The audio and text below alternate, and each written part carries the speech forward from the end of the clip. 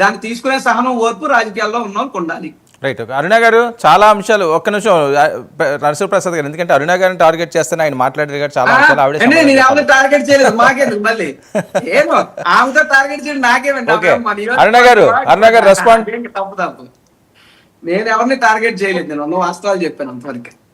Point number 1, Sri Reddy Borugadda మాకు సంబంధం లేదు, మా పార్టీ సభ్యత్వం లేదన్నారు, యాక్సెప్టెడ్.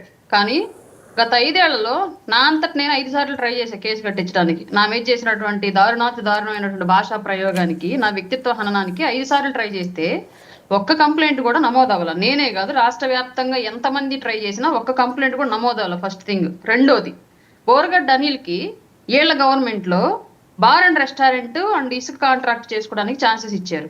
ఎవరు ఇచ్చారు, ఎందుకు ఇచ్చారు? మీ పార్టీ వ్యక్తి కాదు, సామాన్యంగా మీ పార్టీలో కింది స్థాయి కార్యకర్తలకే దక్కనటువంటి గౌరవం, పోలీసులు కూడా సెక్యూరిటీ, అతను స్టేషన్ కు ఫోన్ చేస్తే వణికిపోతూ పోలీసులు చేయాల్సినటువంటి సిచ్యువేషన్ ని క్రియేట్ చేసి అంత హై ప్రయారిటీ మీ ప్రభుత్వంలో ఎందుకు అతనికి దక్కింది మీకు సంబంధం లేనప్పుడు? ఇవన్నీ ఆల్రెడీ అక్కడ లోకల్ గా ఉన్నటువంటి ప్రతి కార్యకర్తకి తెలుసు. ఒకనొక టైంలో బోరుగడ్డ అనిల్కి ఇచ్చినటువంటి వైసీపీ ఇచ్చినటువంటి ప్రయారిటీకి వైసీపీ కండువా మెళ్ళ వేసుకుని జెండా పట్టి ఆ పార్టీ గెలుపు కోసం కష్టపడినటువంటి కార్యకర్తలు కూడా వైసీపీ మీద కోప్పడ్డటువంటి సందర్భాలు బోలుడున్నాయి బోరుగడ్డ విషయంలో. మరి మీరేమో కండవాలు వేయకుండా బయట ఒక మోకని పెట్టి ఆ మోకతో తిట్టించేసి ఆ మోక వల్ల ఏదైనా రివర్స్ కనుక జరిగితే మాకు సంబంధం లేదు, మా కండవ లేదు, మా జెండా లేదంటారు. ఇప్పుడేమో ఎవరైనా విమర్శిస్తే మాత్రం తీసుకోవడానికి వీల్లేక పొలోమని మమ్మల్ని అనేస్తున్నారు అంటారు. మరి మీరు గత 5 ఏళ్ల పాటు చేసిన దానికి వాళ్ళ అరెస్టులు జరగకుండా ఏం జరుగుతాయి?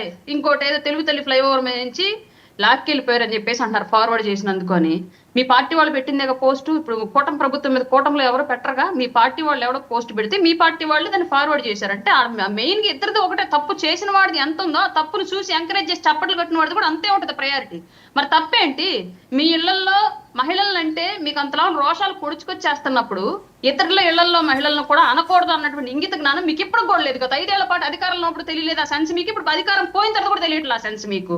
మరి చేయకుండా ఎలా ఉంటారు? మేము కోరుకుంటుంది అదే జస్టిస్ ఇవ్వాల.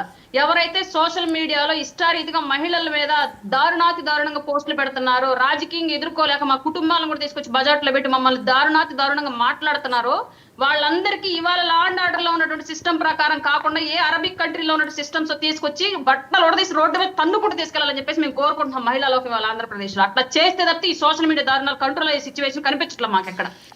హ్యాపీగా ఉంది నాకు మీరు చెప్పినప్పుడు, ఇప్పుడు దాకా తెలియదు నాకు. నరసింహప్రసాద్ గారు.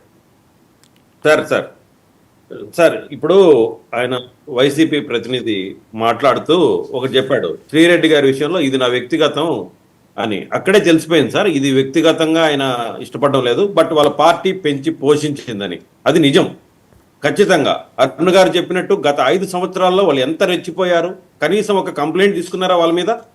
ఈరోజు వాళ్ళు మా పార్టీ కాదని మాట్లాడతారు వాళ్ళు.